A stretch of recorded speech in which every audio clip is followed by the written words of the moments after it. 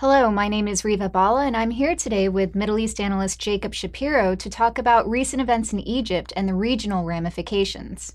So, Jacob, just at the start of this month, Egypt entered yet another phase of its post-Mubarak political paralysis, this time with the military actually granting the opposition's wish of ousting Muslim Brotherhood leader Mohammed Morsi and installing a new government. But we were in a very different place just a year ago. Yeah, and it's a huge setback for the Muslim Brotherhood government. I mean, this is sort of what the Muslim Brotherhood has been working towards for decades, really, since it was founded in 1928. And they finally got to sort of the pinnacle. They had Mohammed Morsi elected last year, just 12 months ago in elections. But since Morsi was elected, he basically found ways to just upset every single segment of Egypt's political spectrum. So from the get-go, the military wasn't really happy with him, and there was sort of an antagonistic relationship between the Brotherhood and the military. But they decided that because the Brotherhood was the most powerful social and political organization that there was, they had to cooperate with them. But sort of in succession, Morsi and the Muslim Brotherhood went about upsetting the police and security forces, the judiciary by their grabs to sort of take power away from them. Even by the end, we saw Islamist groups professing sort of a lack of acceptance and satisfaction with what the Muslim Brotherhood had done, with the Salafist al-Nur party signing on to the military coup. So they really sort of messed up, for lack of a better term. Sure, but you know that rush toward consolidating power that Morsi led is understandable to a large extent. When you think of the Muslim Brotherhood for decades, long repressed. I remember when I was in Cairo, at the height of Mubarak's regime, and every time you went to go and meet Brotherhood leaders, they would be shifting around from safe house to safe house. Guys you would be talking to would be saying, sorry, I missed my appointment because I was in jail yesterday.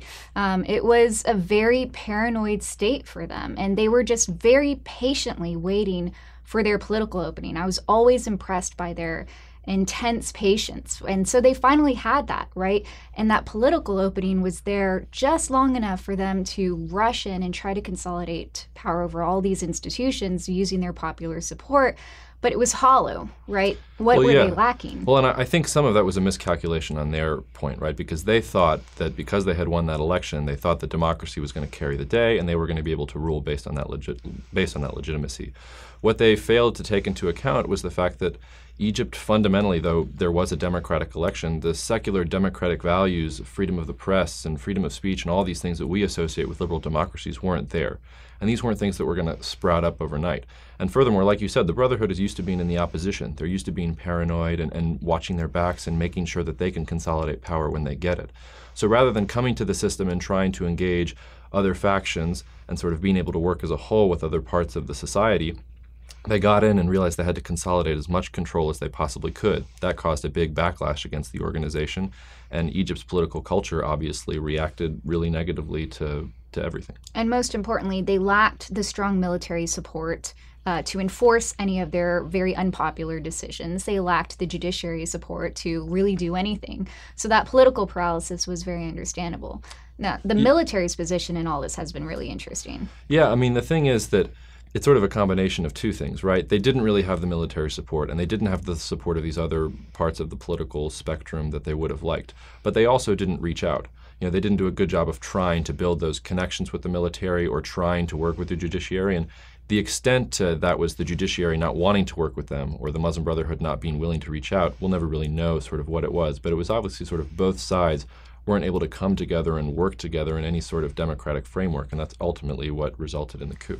But the military, as we've said from the beginning of our coverage, has always been the core institution to watch here. But it's been on this very slippery slope when it comes to its credibility, right? Like when Mubarak was being ousted, the military played a very careful line between the protesters, really shifting the blame to the police for all the abuses that people were upset about. And they were seen as the saviors. But I still remember shortly after Mubarak's ouster, you would walk down the streets of Cairo and all of a sudden you would see pictures of generals like Tantawi graffitied on the wall right next to Mubarak's face. And so all of a sudden the military became very unpopular. Then with the Brotherhood in power, there were so many conspiracy theories about the Brotherhood and the military in cahoots. And now the military is back in that sort of savior image. Yeah, but I I mean, don't think it's going to last very long. it's part of the quality of mob politics and how mob politics work. I mean, one minute you're on top, the next minute you're not. I mean, there have been reports, and we read reports about reporters who went to the Muslim Brotherhood sort of pro-Morsi protests around the time of the coup, and they thought the military was completely on their side. And even after the coup happened, some of them were saying, no, the military will come, like they'll save us. Like you said, the military has this deep, entrenched sort of picture or image in Egyptian society as sort of being the saviors and being the ones that can make things right.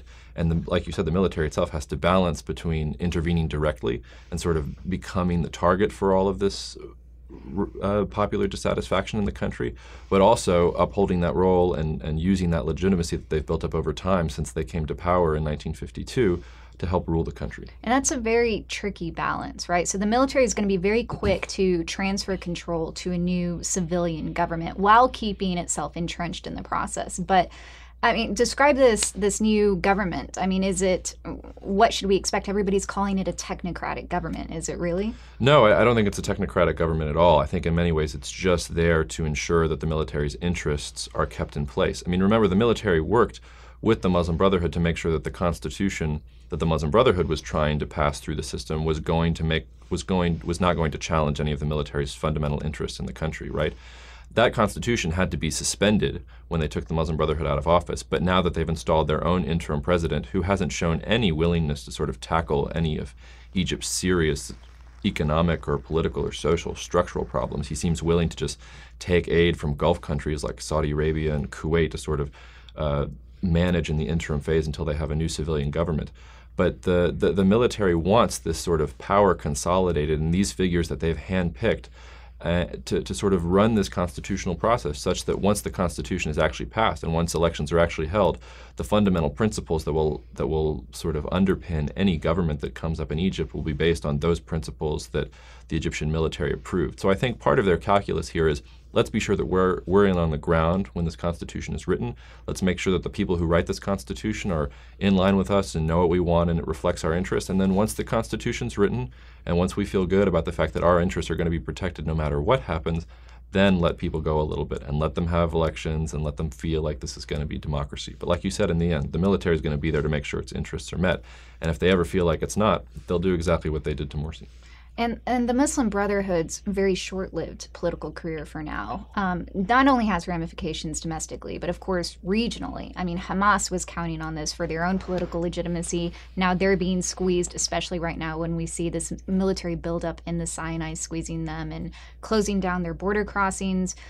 We have the Brotherhood in Syria and the Sunni rebels now on the defensive. Even Turkey had this vision that it would be able to mold an Islamist presidency in Cairo that would allow it to exert its influence, and now Turkey's on the losing end of this bargain.